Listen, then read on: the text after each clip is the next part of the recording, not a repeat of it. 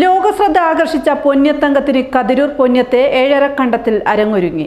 16-ന് തിരി തെളിയും. 22 വരെയാണ് പരിപാടികൾ നടക്കുകയെന്ന് ഭാരവാഹികൾ വാർത്താസമ്മേളനത്തിൽ അറിയിച്ചു. കേരള സർക്കാർ സാംസ്കാരിക വകുപ്പ്, കേരള ഫോക്ലോർ അക്കാദമി, കതിരൂർ ഗ്രാമപഞ്ചായത്ത്, പാട്ടിയംഗോപാലൻ സ്മാരക വായനശാല പുല്ലൂടി ഇത്രയും സ്ഥാപനങ്ങൾ സഹകരിച്ചുകൊണ്ടാണ് പൊന്യത്ത് ഏഴരക്കണ്ടത്തിൽ പൊന്യത്തങ്കം എന്ന പരിപാടി സംഘടിപ്പിക്കുന്നത്.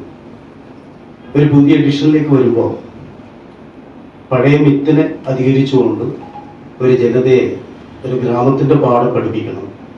സ്വാഭാവികമായും കടത്തനാടിൻ്റെതും വടക്കേ മലബാറിലേതും നമ്മുടെ ഒരു വലിയ ചരിത്രം, കായിക മേഖലയിൽ ഒരു വലിയ ചരിത്രം, മാർഷൽ ആർട്ടിൻ്റെ ഒരു വലിയ ചരിത്രം ഇതിലൂടെ അനാവരണം ചെയ്യുന്നതിന് സാധിച്ചിട്ടുണ്ട്.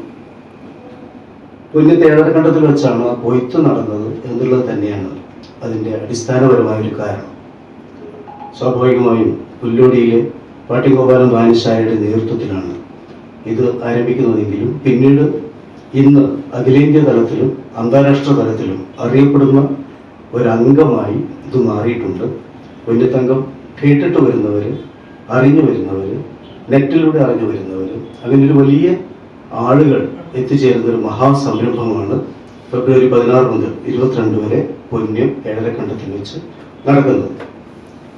ഇതിൽ സ്വാഭാവികമായും കേരളത്തിലേത് മാത്രമല്ല കളരി പങ്കെടുക്കുന്നത്. ഇന്ത്യയിലാകമാനം വളരെ പ്രചാരത്തിലുള്ള പ്രശസ്തമായിട്ടുള്ള കളരി സംഘങ്ങൾക്ക് പുറമെ വിദേശത്ത് നിന്നുകൂടി കളരി അംഗക്കളരിക്ക് വേണ്ടി അവിടെ ഈ കളരി പ്രസ്ഥാനങ്ങൾ വന്നിട്ടുണ്ട്. ഒരുപാട് ക്ലാസ്സുകളുള്ളതാണ്.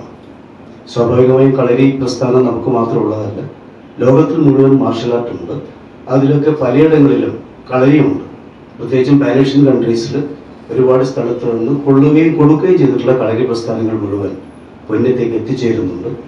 പ്രാദേശിക കളരികൾക്കപ്പുറമുള്ള കളരികളെ വളരെ വിശദമായി നിങ്ങൾക്ക് തന്ന നോട്ടീസിൽ ഏതൊക്കെ കളരികളാണ് ഇവിടെ എത്തിച്ചേരുന്നത് എന്ന് പറഞ്ഞിട്ടുണ്ട്. സ്വാഭാവികമായും ഇതോടനുബന്ധിച്ച് മറ്റു പല കലാപരിപാടികളും, പ്രത്യേകിച്ചും ഇതൊരു നാട്ടുത്സവമാണ്. നാട്ടുത്സവമാകുമ്പോൾ അതിനകത്ത് നമ്മുടെ നാടിൻ്റെ കലയെ കൂടി പരിചയപ്പെടുത്തേണ്ടതുണ്ട്. കുട്ടികൾ മാത്രമല്ല വരുന്നത്, മുതിർന്നവർ മാത്രമല്ല വരുന്നത്, ഗവേഷകർ ഉൾപ്പെടെയുള്ള ഒരു ജനത കൂടി ഇതിനകത്തേക്ക് വരുന്നുണ്ട് എന്ന് പ്രത്യേകം കാണണം. അവിടെ ആരംഭിക്കാൻ വേണ്ടി പോകുന്ന മഹാപ്രസ്ഥാനമായി ഒരു സ്ഥാപനം വരുന്നുണ്ട്. അതിനെക്കുറിച്ച് കതിരൂർ ഗ്രാമപഞ്ചായത്തിൻ്റെ മുൻ പ്രസിഡന്റ് പ്രിയപ്പെട്ട സനിൽ സംസാരിക്കും. അതുപോലെ തന്നെ ഈ പൊന്യത്തങ്കത്തോടനുബന്ധിച്ച് 7 ദിവസങ്ങളിലും വലിയ മെഗാ പരിപാടികളുണ്ട്. അത് പ്രിയപ്പെട്ട അർജുനും വിശദീകരിക്കും.